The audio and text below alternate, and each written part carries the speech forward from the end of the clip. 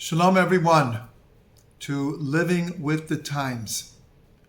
We are looking at the current situation that's unfolding in Israel, and we are trying to connect it to different ideas in the Torah portions that we're reading. This week, we're reading Parshat Chayei Sarah, and the beginning of the Parsha, our mother, the matriarch Sarah, passes away, and Avram arranges for her funeral.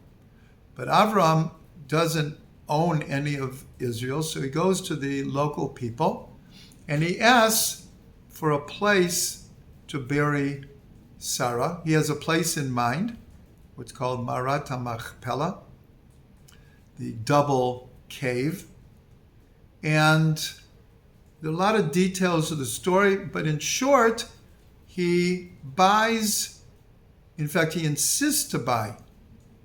They were going to give it to him, but he insists to buy this portion of a field with this cave in it. And this is considered the first acquisition that Avram made of Eretz Yisrael. And she's buried in Hebron. And I want to relate a story. The present president of Israel, Herzog, so his father at one point was the ambassador of Israel to the United Nations. And this is way back in the 70s.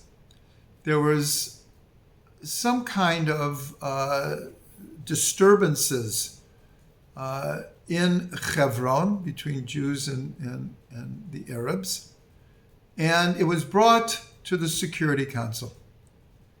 And Herzog had to speak.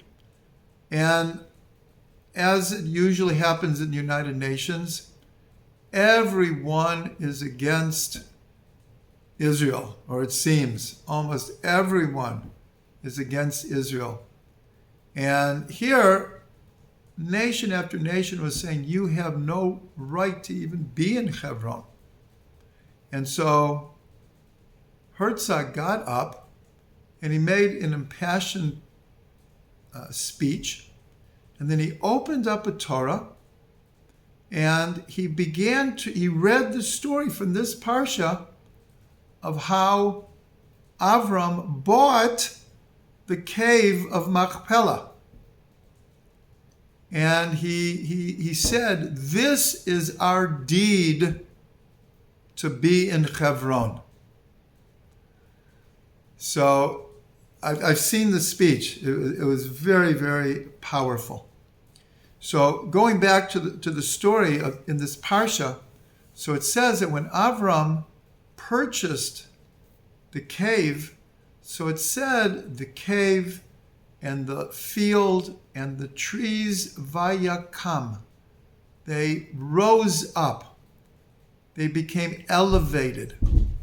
And it actually says it twice.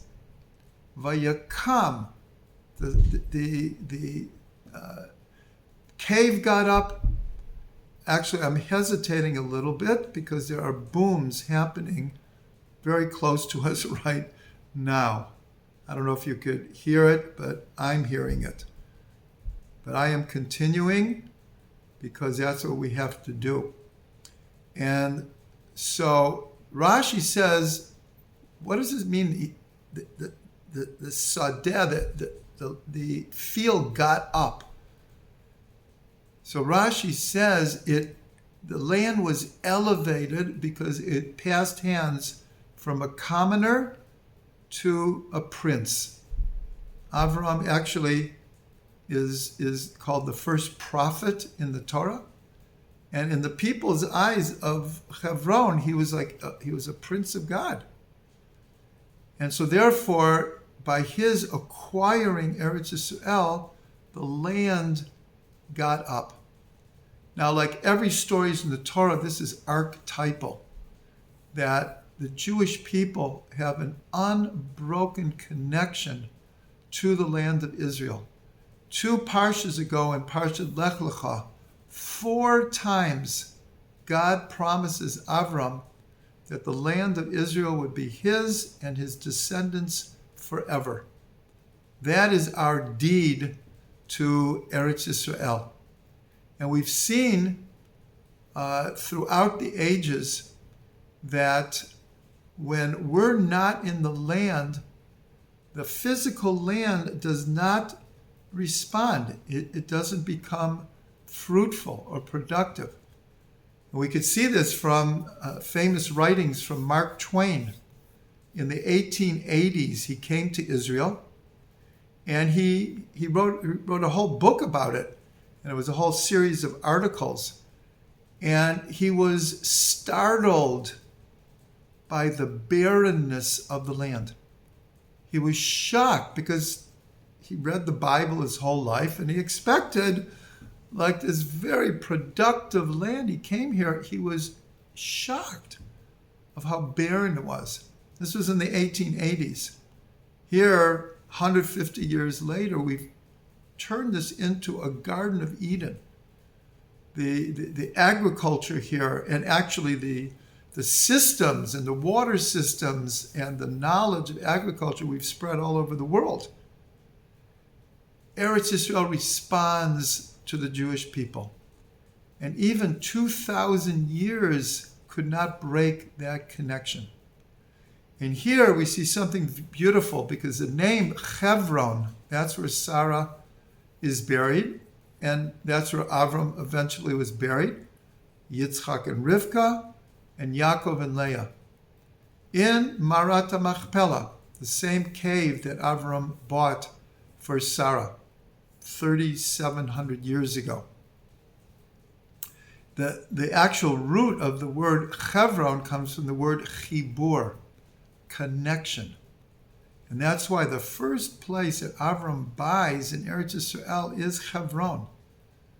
That is our connection to the land is through our patriarchs and our matriarchs and our faith in God who promised us the land. And so right now, there actually, there's scores, maybe hundreds of different videos going around about what's happening here. Many of them are based on the soldiers at the front. And there's a tremendous awakening. Vayakam. Vayakam means to get up, from the word kam. There's an elevation happening where we are forced to fight this war. We didn't ask for this war.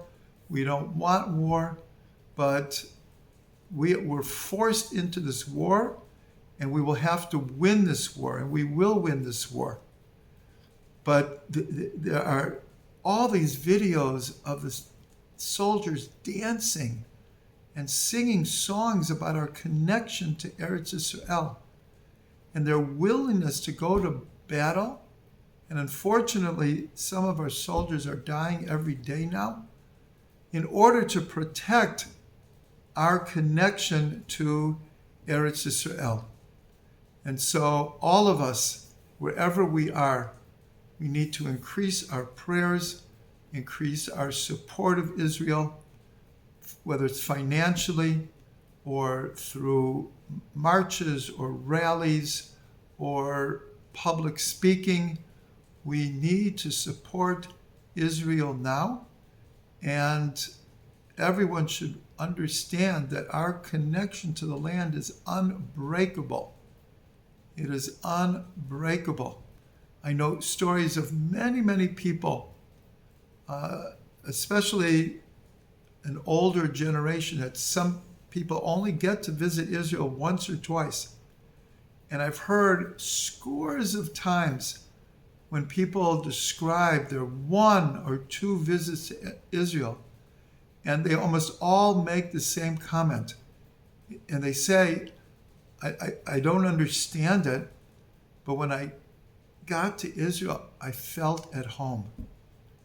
Well, Israel is the home of every Jew, and every Jew is welcome to come, But at least right now, we have to rally around Israel and support it in every way we can to ensure that any Jew, whenever they want to come, will be able to come.